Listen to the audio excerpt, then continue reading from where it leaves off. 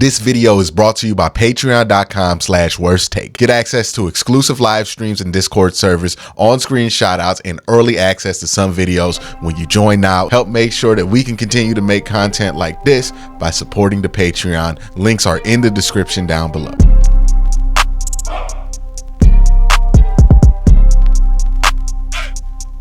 All right, so we're here to talk about the Week 3 preseason winners and losers. Hopefully I can get this video out before they do cut downs. The first thing I want to say is, didn't that feel so much better? I remember when I talked about it in the video that I made about why the vibes fell off. One of the things that I mentioned was it had been so long since Browns fans had sat down, watched the Browns, no matter the context, and watched the Browns be in a competitive game, right? We had watched 4 straight blowouts of the Cleveland Browns, whether we were conscious of it or not. We had watched them get blown out 2 games in the preseason. We had watched them get blown out in the wild card game, and we watched them get blown out in a meaningless Week 18 game. And not to say that all 3 of those losses weigh equally within the hearts of Browns fans, not saying that at all. But what that is 4 straight losses. And whether you know it or not, that's going to weigh on your psyche as a fan, because winning, no matter how important the win is, always matters. And the Browns didn't win in this game, but it's the preseason, so they don't need to win in this game. But there was enough in this preseason game for you to walk away feeling like it was a win if you are a Browns fan. Right? You saw some stuff from DTR if you're a fan of his. You saw some stuff from a lot of young players that you could be a fan of if you're a Cleveland Browns fan. So all that being said, the vibes feeling much better, at least for me. Like, I feel much better about the team, and I don't feel that weird, gloomy kind of vibe about the Browns anymore. And it's not to say that this one preseason game fixed all the Browns' problems. No, we all knew the Browns had problems even when we felt good about them. The issue was we sat down and watched the Browns lose a couple games. Some of us didn't even realize how many guys weren't playing in those games, and it painted a different picture. But now you feel a lot better about some of the changes that the Browns made because you got to see some positive points of those changes in this game. So we're going to talk about winners. First winner is DTR. Now, I talked about DTR in depth in my reaction video to this, so I'm going to kind of skim over it right now to not repeat myself. But I thought DTR played well. I think he's been the most improved player of the preseason for sure. And he's really worked on his weaknesses in a way that I find extremely compelling. I'm no longer in the camp of being okay with trading DTR. I want to keep him on the roster. He has to be on the 53. He's not going to be game day active, but I'm fine with that. Thought Tyler Huntley did enough here to make you feel comfortable about him being on the practice squad. Now, it's going to be difficult to squeeze him by Baltimore and Greg Roman in Los Angeles with not the Clippers. I mean, kind of the Los Angeles Chargers. But if you do squeeze him past him, because they don't have great backups right now, or maybe you can work a trade out with one of those teams. But if you do squeeze him past them, I think there's a guy you could put on the practice squad and feel really, really good about, right? Nobody's going to feel better about their 4th quarterback than the Cleveland Browns would with Tyler Huntley. That would be an excellent 4th quarterback option. Not the thrower that DTR has improved himself to be, but much better of a runner, like active in game day situations. DTR is a great athlete. He has not figured out how to turn that into being a great runner in the NFL yet. Tyler Huntley has. He's a really good runner at the football. And there's something you could do there with that if it comes down to it. But again, Tyler Huntley, thought he had a good, strong performance in this game. Cedric Tillman, talked about this in my reaction video, so I'll try to keep this brief, but really see some improvements from him when it comes from a route running standpoint, when it comes from a consistency standpoint. I like that both times we saw him out there, we've been excited about what he's been able to do. And I do think he is putting himself in a position where he can contribute. One of the things I harped on all offseason with him was, hey, he needs to have a good camp. He needs to have a good mini camp. He needs to have a good training camp. He needs to have a good preseason. He's had those things. And I think he's back on track with his career projection. So really happy with what you saw out of Cedric Tillman. Jamari Thrash, I love this pick coming out of Louisville. I was a big fan of Jamari Thrash, and like he's one of those players that I just happen to see a lot, just by happenstance, right? I went to a random Georgia State game, saw him in that game. I believe it was versus Georgia Southern in Atlanta, and he looked really good at that game. Played really well, caught a lot of contested catches. I walked away thinking, man, that dude, number one, is going to be an NFL wide receiver. He transfers to Louisville, goes to the Senior Bowl. One of the first guys catch my eye. I'm like, man, this Jamari Thrash guy, pretty good. He wasn't the main guy that caught my eye, but I remember looking at him saying, hey, I like what I see here with him. And then he gets drafted by the Browns. Good training camp. Really good preseason. You see him in the games. He's getting separation. There's something there. Now, I don't know if I would write off David Bell yet. I think David Bell had a really strong end to last year. I think he's a bit underrated. I think people are really sleeping on what he was able to do towards the end of the season and what his role is. Like it's not sexy what David Bell provides, but David Bell is a fifth wide receiver, a good one at that, as good as a fifth wide receiver can be. Which is something that the Browns are going to need when they're in these, 11 personnel packages. Sometimes they're going to be an empty, and they might want to run with 5 out there. You would want David Bell out there in that kind of a situation, running a close route because he is very short-handed.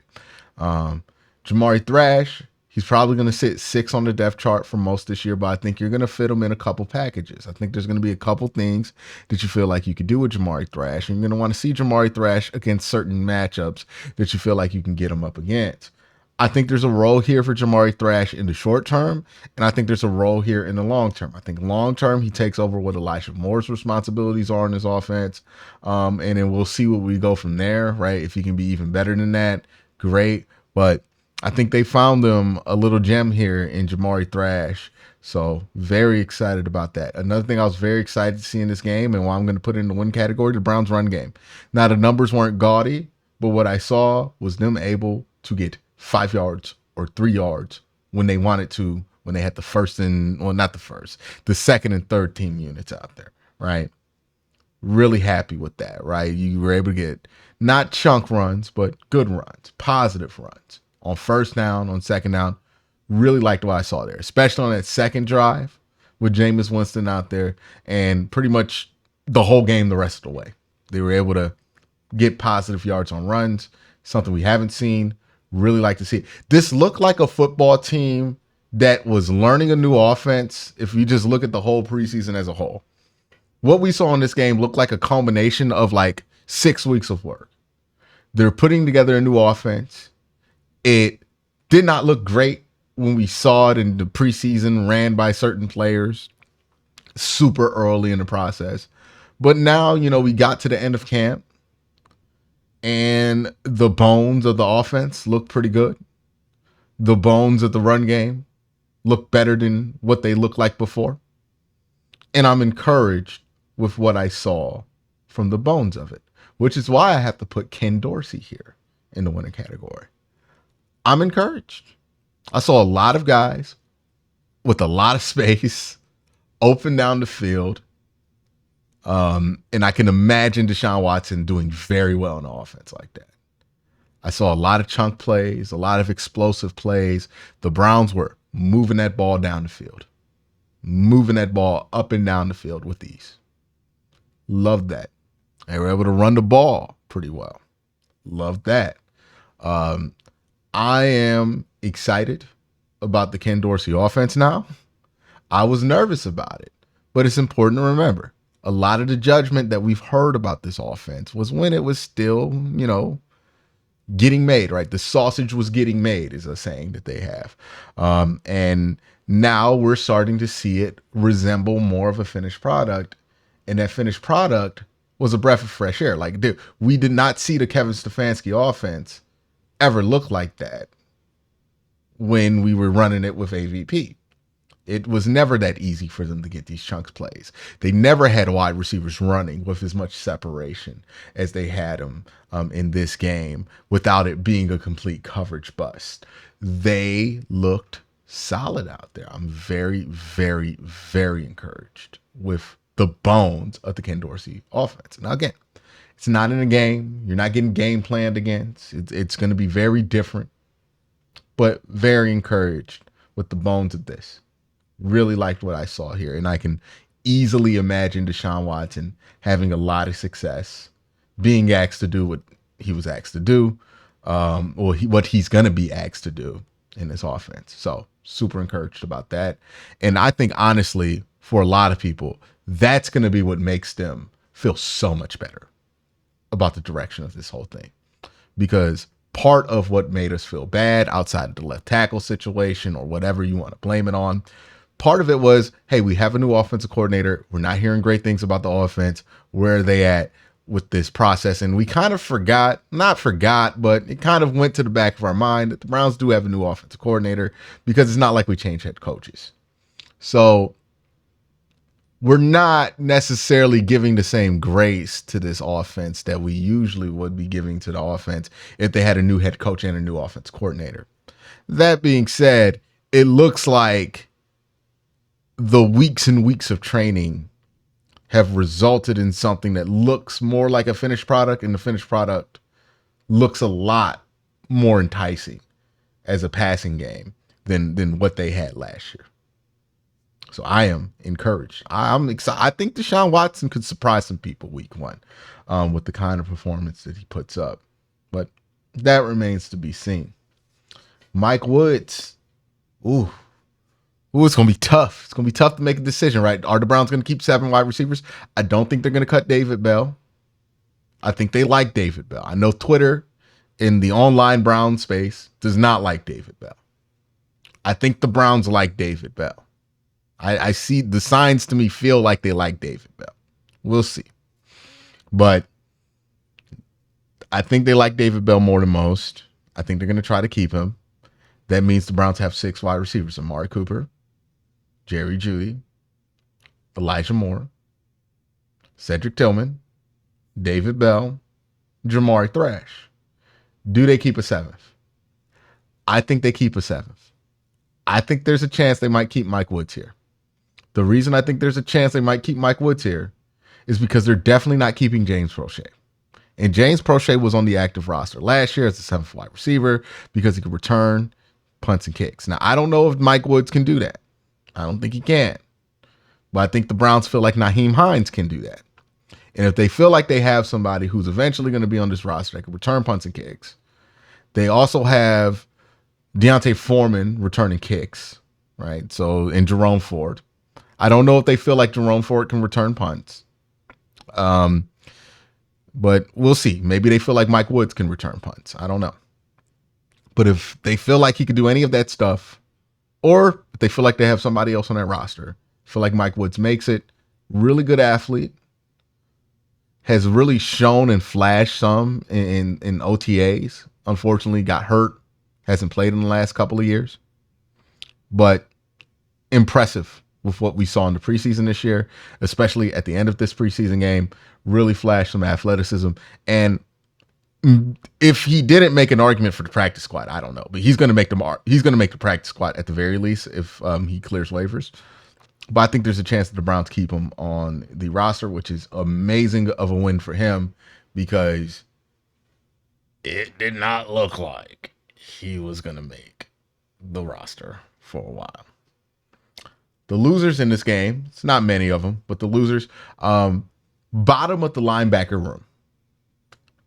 Not impressed in the slightest with the bottom of this linebacker room, to say the least. And I think the Browns are going to go shopping. I know people think Devin Bush is a starter on this team, man, on my mama, he not starting. Like, I have a hard time believing that that's a plan. I think they like Nathaniel Watson more. I think they like Tony Fields more. There is just no way this dude is a lock to make the 53. I don't care how much money is guaranteed in his contract. I don't care how much they liked him in the draft in 2020. On my mama, there can't be no way. like, there can't be no way. Can't be no way that Devin Bush is a lock. Absolutely. He's not good. He's not good. And all the other linebackers at the bottom of this roster, other than Mahmoud Diabate, shout out to him. I thought he played well. All of them look bad. Got to get rid of them. The safeties look bad too, but the Browns ain't going to keep any of those safeties anyway. David Bell, Ronnie Hickman D'Anthony Bell and Ronnie Hickman are the backup safeties for this team, Ronnie McLeod included. They're not keeping any of those safeties that you saw. They're all going to get cut. Probably not even going to make the practice squad. The bottom of this DB room, though, got to make some moves. Miles Harden is going to be fine. Khalil Salifi, I don't know, dog. I liked what you were able to do at the end of last year, but you making it real tough. You're making it real tough for me to put my neck out there for you. Really don't know. I would not mind if they found a replacement there. I think they need to get another slot because I don't want to put Miles Harden in a regular season game. I don't think he's ready for that. I know you're going to roster him more than likely, but don't think he's ready for a regular season game. Yeah, I just think they need to go shopping for some corners, right? Because we don't know what Denzel Ward's status is going to be. I think he was one of the players they alluded to. They're going to get back, so they anticipate they get Denzel Ward back. Greg Newsom's going to be out for a little bit, which is fine. You got Cam Mitchell. You feel good about Cam Mitchell being able to hold down that spot, and you got slots, corners, safeties you could throw in there as well. I just would like to feel good about one more corner on this team, given the injury history that you're probably going to have for Greg Newsome coming off of a hamstring and what you have with Denzel Ward. So I would like to go shopping for some DBs. And man, I feel bad because he's such a fixture on this list, but the last guy, I have to put him here, Siaki Ika. It's just not looking good, man. Like nothing about what they didn't even put him in the first half of this game. He's a 3rd round pick. And this isn't like, oh, they punishing Michael Hall. They making him play in the 4th quarter preseason game type. No, like Siaki Ika's in good standing and he's playing and it's bad. It's bad. It's bad. I don't want to harp on it anymore. I never liked the pick. I feel like he's a great person. Like everybody seems to have rave reviews about him as a person. He seems like an excellent vibes guy. And that alone can get him on the practice squad. Like, I don't mind that being the case. But man, you can't make an argument for rostering him. You just can't make an argument other than he a 3rd round pick though for rostering him. I just don't see it. And it sucks, but yeah. Rough game for him, man. Rough game. And it's a rough game versus some pretty easy competition for somebody who was drafted as high as he was. Really concerning stuff there, to be honest. This entire preseason from Ika. I don't know. Maybe the Browns just didn't have the right plan for him. I'm convinced that the Browns did not have a plan for Siaki Ika. Maybe he goes somewhere else where they do have a plan for him and he figures it out. But it is becoming painfully obvious to me that the Browns drafted Siaki Ika and thought he could do something, and then they found out he couldn't, and now they have no plan. Not every draft pick works out. And Siaki Ika might be one of those draft picks. But those are my winners and losers for this week's preseason game. And I can't tell you how much different I feel. I feel so much better. Let me know how you feel in the comment section down below. Y'all have a great day. Have an even better night. Peace.